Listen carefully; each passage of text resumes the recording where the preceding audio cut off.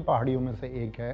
ये वो धरती है जिसकी गोद में भगवान कृष्ण ने अपना बचपन बिताया, गायें चराई हैं और लीलाएं रची हैं। अरावली पहाड़ी वो दीवार है जिसने सदियों से थार के रेगिस्तान को दिल्ली और उत्तर भारत की हरी भरी बस्तियों को निगलने से रोका है। गुजरात के खेड़ ब्रह्मा से शुरू होकर राजस्थान और हरियाणा को पार करती हुई दिल्ली की रायसीना हिल्स यानी कि राष्ट्रपति भवन तक लगभग 692 किलोमीटर लंबी यह पर्वतमाला सिर्फ पत्थरों का ढेर नहीं है।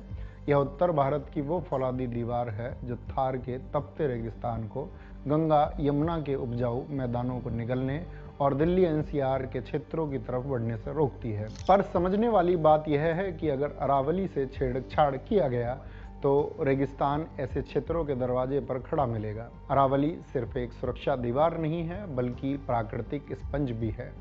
जानकार बताते हैं कि इसकी हर एक हेक्टेयर जमीन हर साल करीब 20 लाख लीटर बारिश का पानी पीती है और उसे जमीन के नीचे फिल्टर करके आपके नलों तक पहुंचाती है। यह गुड़गांव और फरीदाबाद जैसे शहरों के लिए सबसे बड़ा और सबसे महत्वपूर्ण प्राकृतिक ग्राउंड वाटर रिचार्ज जोन है।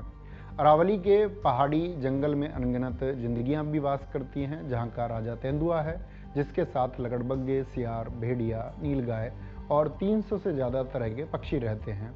दौ के पेड़ अरावली जंगल की आत्मा है, लेकिन अगर यह दीवार गिर गई तो क्या होगा? पेड़ पौधे, पशु पक्षी तो खत्म होंगे ही। दिल्ली एनसीआर और राजस्थान के जयपुर, अलवर, उदयपुर जैसे बहुत से शहरों का भूजल का स्तर जो पहले से ही पाताल में जा चुका है, पूरी तरह सूख जाएगा। जो थोड़ी बहुत नाम मात्र की स्वच्छ हवा आज दिल्ली और एनसीआर के क्षेत्रों को मिलती है, फिर वह हवा भी हवा नहीं रहेगी बल्कि राजस्थान के थार रेगिस्तान की उड़ती हुई रेत होगी। हम डस्ट बाउल में तब्दील हो जाएंगे। यह सिर्फ जंगल या पहाड़ कटने की बात नहीं है, यह पानी और सांसों के अकाल की बात है। पर अफसोस इस जीवन रक्षक अरावली को हम इंची टेप से नाप रहे हैं। 20 नवंबर 2025 को सिस्टम ने एक नई परिभाषा बनाई कि अब अरावली पहाड़ी का हिस्सा वही पहाड़ी मानी जाएगी जो 100 मीटर से ऊंची है। सुप्रीम कोर्ट ने इस नई परिभाषा पर मोहर लगने के बाद फॉरेस्ट सर्वे ऑफ इंडिया और एक्सपर्ट्स का कहना है कि इस नियम की वजह से राजस्थान की 99% से ज़्यादा अरावली रेंज कानूनी सुरक्षा से बाहर हो जाएगी। मैं आपकी जानकारी के लिए बता दूं कि पूरे अरावली रेंज का लगभग 80% हिस्सा राजस्थान के भूभाग पर फैला हुआ है, जिस वजह से राजस्थान में 1,07,000 से ज़्यादा अरावली पहाड़ियाँ हैं, जिनमें से केवल 1048 पहाड़ियाँ ही 100 मीटर से ऊंची हैं और इनमें भी सबसे ऊंची अरावली पहाड़ी गुरु शिखर है जो माउंट आबू पहाड़ी पर स्थित है और 1722 मीटर ऊंची है। अगर यह 100 मीटर वाला नियम नहीं हटाया गया तो हजारों साल पुरानी लाखों पहाड़ियां और जंगल सिर्फ रियल एस्टेट की जमीन बन जाएंगे, जहां अंधाधुंध माइनिंग होगी, पेड़ काटे जाएंगे और पर्यावरण को तहस नहस किया जाएगा। इस सिस्टम का कैसा खेल है? सरकारें कारोबारियों को 200 मीटर ऊंची बिल्डिंग बनाने की परमिशन दे देती है, पर प्रकृति की ऊंचाई को अपने हिसाब से इंची टेप के पैमाने पर नाप कर तय करती है। याद रखिए, अगर ऊंचाई ही पैमाना है तो कल मध्य भारत के विंध्याचल, उड़ीसा के पूर्वी घाट और दक्षिणी भारत की जान पश्चिमी घाट की छोटी पहाड़ियों का भी नंबर आएगा। दक्षिण के राज्यों में जहां पहाड़ नदियों का स्रोत है, वहां भी खनन माफिया और कारोबारी अरावली की ही तरह दलील देकर प्रकृति का विनाश करेंगे। सरकारें कहती हैं कि ऐसा करके हम देश का विकास कर रहे हैं। मैं आपको दूसरे देशों के एग्जाम्पल के साथ समझाना चाहता हूं कि सरकारें विकास कर रही हैं या विनाश। संयुक्त राष्ट्र पर्यावरण कार्यक्रम UNEP की परिभाषा कहती है कि पहाड़ सिर्फ ऊंचाई के पैमाने से नहीं बल्कि उसकी ढलान और जैव विविधता से तय होता है। ब्रिटेन, UK में 600 मीटर से कम ऊंची चोटियों को भूगोल के नियम के अनुसार विशाल पर्वत नहीं बल्कि छोटी पहाड़ी माना जाता है। लेकिन इसका मतलब यह नहीं कि वहां सरकारें उसे खोदने का लाइसेंस दे देती हैं। वहां 50 मीटर का टीला या पहाड़ी भी अगर इकोसिस्टम का हिस्सा है तो उसे area of outstanding natural beauty का दर्जा दिया जाता है। वहां कानून है कि जंगल और पहाड़ प्रकृति की खूबसूरती हैं, चाहे वो 1000 मीटर ऊंचे पहाड़ हों या 100 मीटर की छोटी पहाड़ी।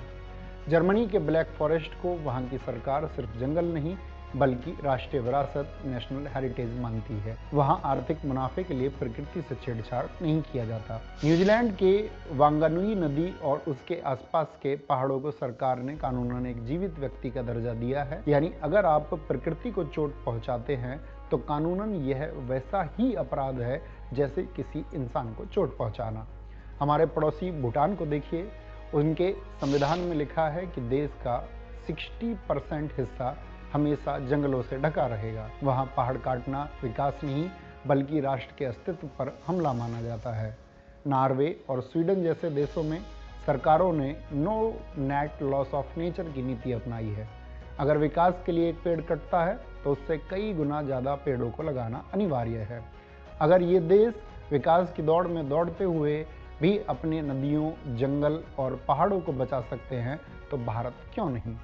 मशहूर पर्यावरणविद अल्डो लियोपोल्ड ने कहा था, जब हम जमीन को केवल एक संसाधन समझते हैं जो हमारे लिए बना है तब हम उसका विनाश करते हैं, लेकिन जब हम जमीन को एक समुदाय, कम्युनिटी समझते हैं जिसका हम हिस्सा हैं, तभी हम उसे प्यार और सम्मान दे सकते हैं।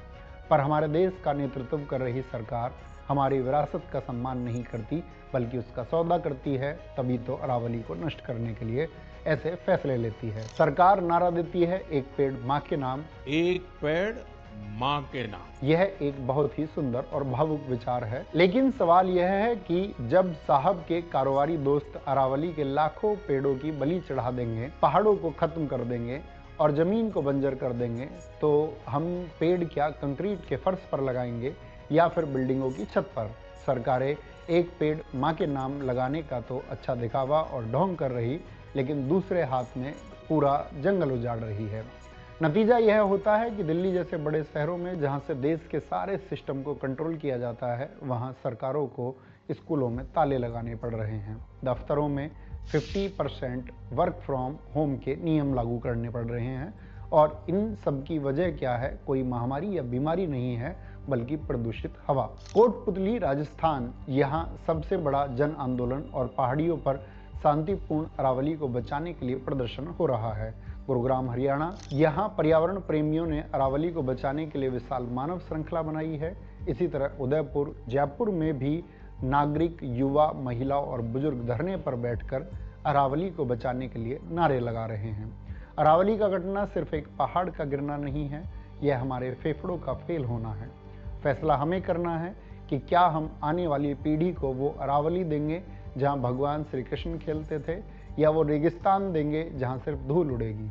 मेरा आप सबसे एक अपील है कि आप देश के किसी भी कोने में हो, अगर आप अरावली को बचाने के लिए सोशल मीडिया या ट्विटर किसी भी माध्यम से अपनी बातों को सरकारों तक पहुंचा सकते हैं तो इसमें बढ़ चढ़कर हिस्सा लें और अपने आसपास के प्राकृतिक माहौल को सुरक्षित रखें।